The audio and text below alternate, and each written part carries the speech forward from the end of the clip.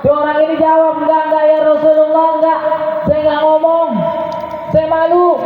Dosa saya begitu banyak, dosa saya begitu besar. Kalau saya omongin saya malu. Saya cuma minta tolong.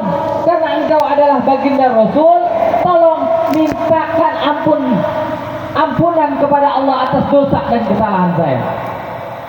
Kata Nabi, nggak bisa. Tanya dulu salahnya apa, dosanya apa. Tetap nggak mau ngaku? Enggak ya Rasulullah, saya sangat malu ngomongin, dosa saya gede banget, dosa saya banyak banget, saya malu ngomonginnya. Apa kata baginda Nabi? Ditanya nggak mau ngaku, ditanya nggak mau jawab. Kata Nabi, kalau kau nggak mau ngaku, nggak ngomong, nggak jawab, apa dosa dan kesalahanmu? Begitu besar dosa dan kesalahanmu sehingga kau tidak mau bilang kepadaku dan dimintakan ampun kepada Allah. Maka dari itu pergi dari tempat ini, jangan sampai tempat ini menjadi murka Allah atas dosa dan kesalahanmu. Subhanallah. Begitu mendengar baginda Nabi jawab begitu, ini orang sedih, keluar dengan wajah kecewa, sedih, minta ampunan, tapi baginda Nabi malah marah. Habis dia nggak mau ngaku dosanya. Begitu nih orang pergi, turun malaikat Jibril alaihissalam menemui baginda Rasulullah sallallahu alaihi wasallam. Kata malaikat Jibril kepada baginda Rasul, ya Rasul, itu orang sebenarnya dosanya emang banyak. Itu orang dosanya gede, tapi itu semua udah ada kifaratnya, sudah ada tebusannya. Oh begitu malaikat, begitu malaikat Jibril. Iya, apa tebusannya? Itu orang dosanya emang gede, tapi kalau dia pulang ke rumah dia nyenengin bocahnya, dia nyenengin anaknya. Kalau pulang kerja nenteng es krim, kalau pulang kerja nenteng ciki, kalau pulang kerja nenteng mainan. Begitu dia pulang, anaknya sambut dengan wajah senang, gembira, dikasih oleh-oleh. Lantas gembiranya itu anak, senangnya itu anak, bahagianya itu anak menjadi satu sebab dosa yang banyak diampuni oleh Allah Subhanahu wa taala. Apalagi yang begini, menjaga amanah anak perempuan di zaman sekarang ini seperti naruh tanduk telur di atas tanduk sampai masuk kepada jenjang pernikahan. Mudah-mudahan menjadi suatu wasilah ketika hari kiamat nanti Bapak Tri mendapat ganjaran pahala dari Allah Subhanahu wa taala. Jamaah yang berbahagia, bicara pernikahan, pernikahan merupakan ibadah yang paling lama ibadah itu. Bahkan bukan hanya di dunia, sampai kita nanti pingin amat kita punya anak, punya istri, bertemu di surganya Allah Subhanahu wa taala. Maka kalau sudah tahu ibadah ini terlama, ibadah ini terpanjang, jangan kita asal milih menantu, jangan serahkan anak putra putri kita kepada orang yang tidak ngerti agama sehingga akan rusak. Baru 5 tahun sudah banyak pertengkaran yang menimbulkan kekecewaan, yang menimbulkan masalah kepada keluarga. Ibadah ini ibadah panjang, jadi jangan salah milih menantu. Iya betul, an-nikah sunnati, faman ragiba min sunnati fa alaysa minni. Nikah merupakan sunnahku kata Nabi. Faman ragiba, barang siapa benci, tidak suka akan aku punya sunnah, fa alaysa minni, dia bukan daripada golonganku kata Nabi. Jadi nikah merupakan kesunahan, ibadah yang begitu panjang. Kalau tahu ibadah yang begitu panjang, jangan asal kita menitipkan putra dan putri kita kepada orang yang tidak bertanggung jawab, apalagi jauh dari agama. Jadi hati-hati, daripada ibadah ini ibadah panjang, jadi titipin putra putri kita kepada orang yang paling tidak mengerti akan agama. Puji kebahagiaan kan ibadah. Kalau nggak ibadah nggak akan bahagia. Jangan di akhirat. di dunia aja susah, akhirnya timbul masalah-masalah, timbulnya ngadu ke orang tua, timbulnya pulang ke orang tua, tidak tahu bagaimana kewajiban seorang suami, bagaimana kewajiban seorang istri, karena tidak tahu dasar agama, maka akan rusak satu rumah tangga. Jadi hati-hati, ini ibadah-ibadah lama, kita mesti cerdas, kita lihat mantu kita siapa, putri kita yang dari kecil kita jaga, kita besarkan, kita nafkahin, biaya pendidikan, jangan sembarangan menitipkan anak kita. Ya nggak apa-apa anak kita nggak makan, ya nggak apa-apa kau sakiti dia, asal kau tuntun putriku masuk ke dalam surganya Allah Subhanahu wa Ta'ala, maka kita akan dapat pahala. Karena tugas seorang istri ketika kita anak perempuan, tugasnya sama suami beda sama anak laki-laki. Kalau laki-laki sampai dia nikah pun orang tuanya masih menjadi tanggungannya.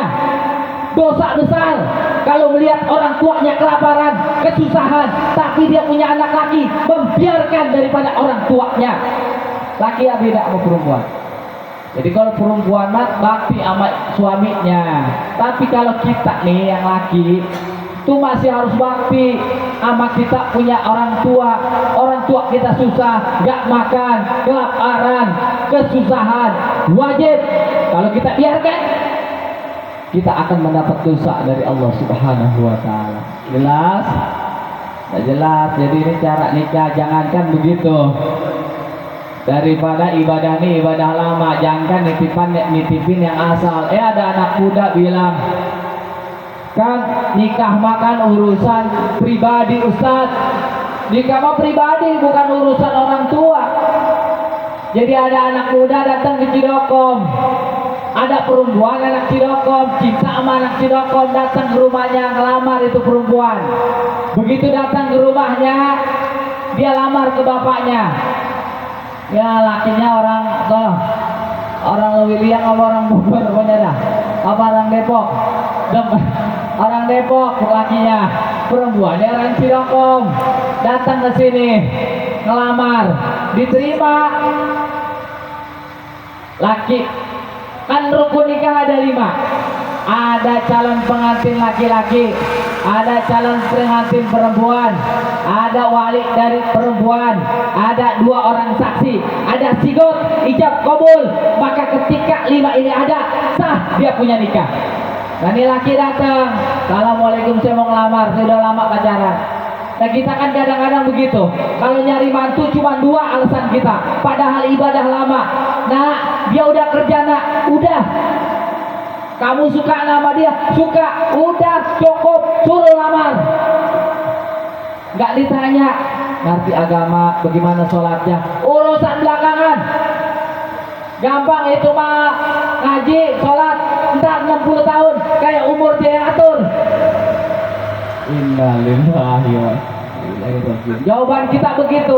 Jadi wajar kalau sekarang kita menikmati anak-anak yang datang cuman ke rumah orang tuanya ngadu akan kesalahan, kesusahan rumah tangga dia, karena dulu milih mantunya 2. Kau suka sama dia nak? Suka. Kau dia udah kerja nak? Udah. Begitu udah kagak punya beras, kagak suka lagi. Udah dipecat, kagak kerja lagi, masalah.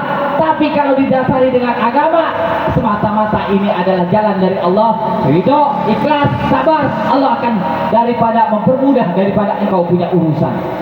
Ada atong ada ini laki-laki orang Depok nih, lamar orang Cidokom.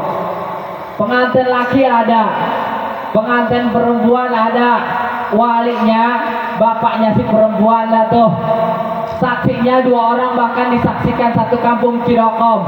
Lalu ijab kabul, sah gak nikahnya? Sah. Rukun yang 5 terpenuhi, maka nikahnya sah. Tapi ada masalah, si laki nih gak izin sama bapak emaknya, gak bilang bahwa dia mau nikah sama orang Cidokom, kagak bilang, datang baik.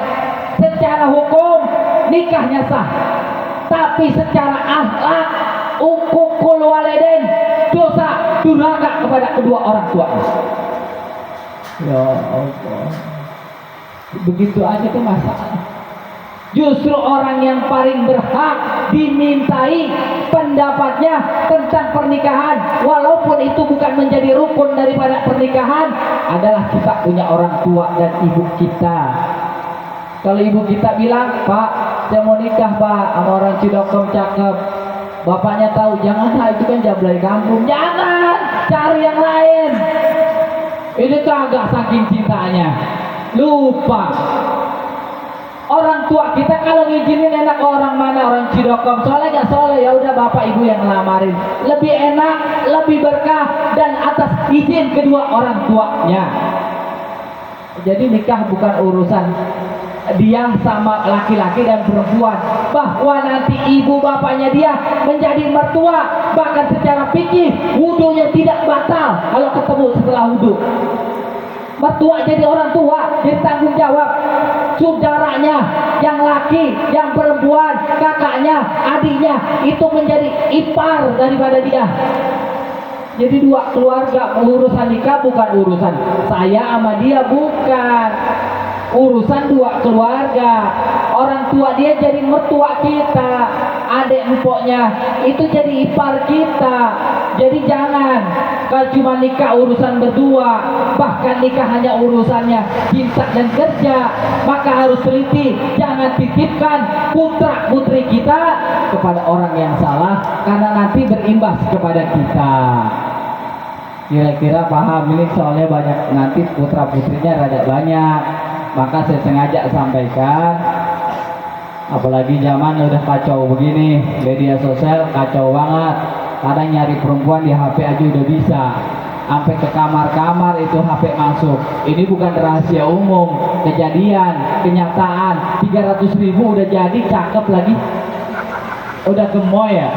Masya Allah. Ini kalau kita nggak jaga begitu, kita punya putra putri udah bahaya. Maka salah satu kemaslahatan Allah jaga daripada nasab dan keturunan kita. Segala sesuatu, kata Allah, yang merubah, yang mencemari, yang menodai nasab dan keturunan seseorang diharamkan oleh Allah. Segala bentuk perzinahan, kemaksiatan diharamkan Allah.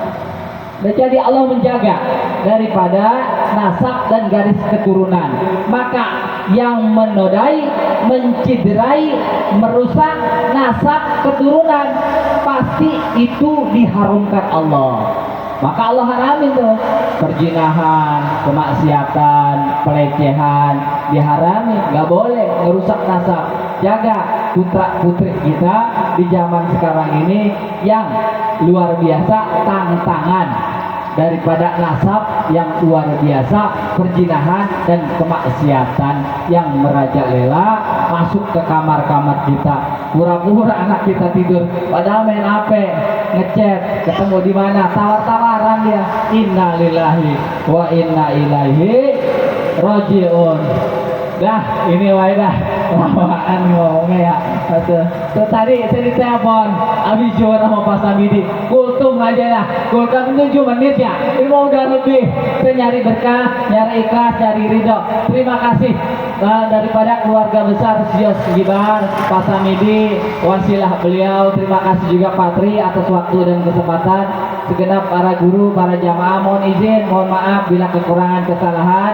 Billahi taufiq wal hidayah. Assalamualaikum warahmatullahi wabarakatuh.